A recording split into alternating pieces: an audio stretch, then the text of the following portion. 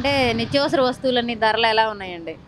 అవి మామూలే కదా మేడం. మేము పండిస్తాం, మేము ఒక రేట్కి ఇస్తే వాళ్ళు ఒక రేట్కి ఇస్తుంటారు. అవి మామూలుగానే అంటే గతం కన్నా ఇప్పుడు అన్నీ బాగా పెరిగిపోయినాయి అంటున్నారు. నిజమేనా? పెరిగాయి కదా మేడం. ఇప్పుడు వరి అప్పుడు టీడీపీ హయాంలో ఉన్నప్పుడు 11,000 12,000 అమ్మాయి ఊళ్ళో.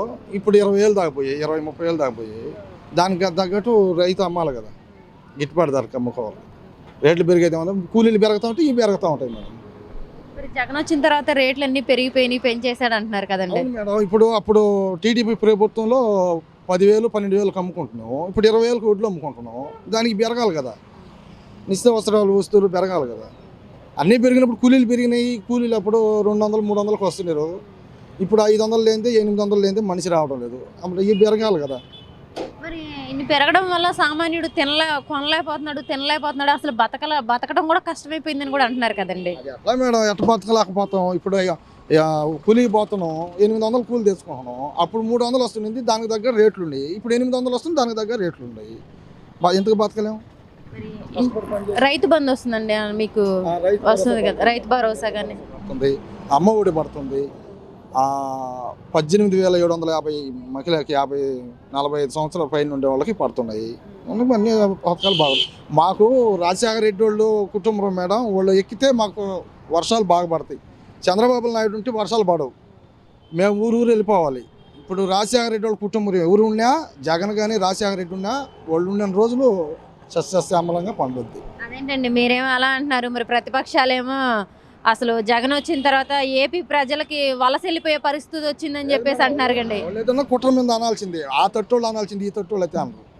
మాది నెల్లూరు జిల్లా మొత్తం 10కి 10 నియోజకవర్గాలు గెలిపిస్తాం.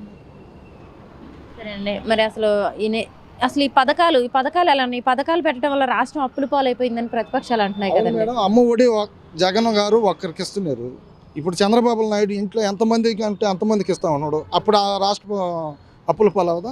అంటే ఆయన విజన్ ఉన్న నాయకుడు, ఆయన సంపద సృష్టించి జనాలకు ఇస్తానన్నాడు. ఇక్కడ సంపద సృష్టించడం చేత కావట్లేదు జగన్ అని అంటున్నారు కండి. అంటే ఏం కంపెనీలు తీసుకురావట్లేదు, ఉద్యోగాలు ఇవ్వట్లేదు అని చెప్పేసి అంటున్నారు కదండి.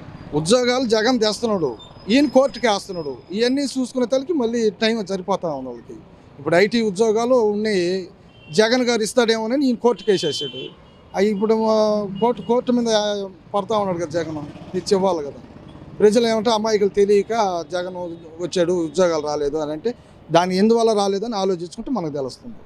మరి ఇప్పుడు షర్మిల గారేమో కాంగ్రెస్లోకి వెళ్ళారండి.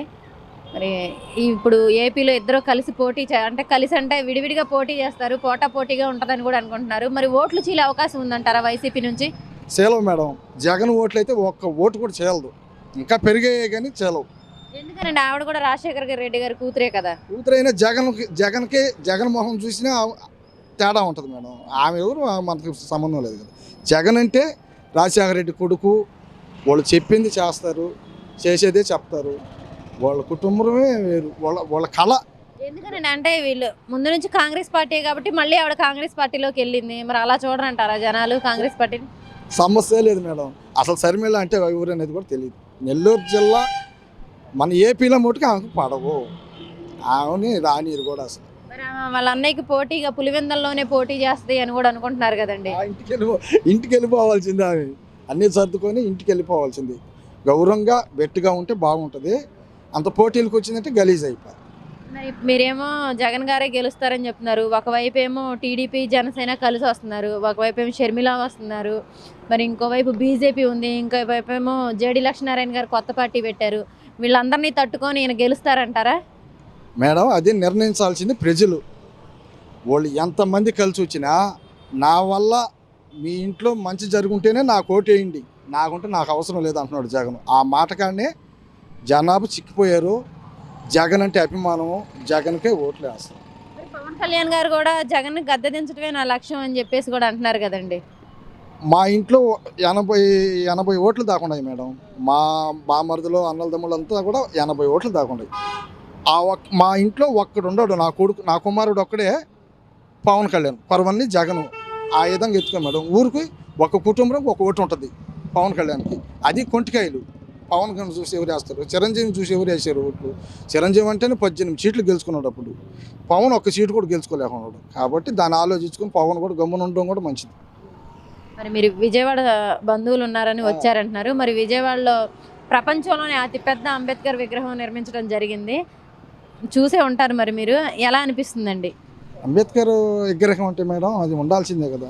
ఎవరు ఉన్నా అంబేద్కర్ అంటే స్వతంత్రం తెచ్చుకున్నది అంబేద్కర్. అంబేద్కర్ బొమ్మలు ఉండడం మంచిది. బాగా పెట్టాడు అంబేద్కర్ విగ్రహం, పర్వాలేదు. ఎక్కడా లేని విధంగా ప్రపంచంలోనే ఇదే ఫస్ట్ ఎంత పెద్ద విగ్రహం. అసలు చూస్తుంటే ఎలా అనిపిస్తుందండి? చూస్తుంటే ప్రజలు ఇప్పుడు ఇంకా కూడా బాగా అభిమానిస్తున్నారు. ఆ, ఒక క్రిస్టియన్గా ఉండి కూడా అంబేద్కర్ విగ్రహం పెట్టి అన్నీ చేస్తున్నాడు అని అంటే సంతోషిస్తున్నాడు. సరే, రాబోయే ఎలక్షన్లో ఎవరు గెలుస్తారండి మరి ఇవన్నీ? మాకు జగనే వస్తాడు మేడం. జగన్ కంపల్సరీ. ఎవరు ఎన్ని చేసినా ప్రజల గుండెల్లో నాటుకుపోయాడు. జగనే వస్తాడు.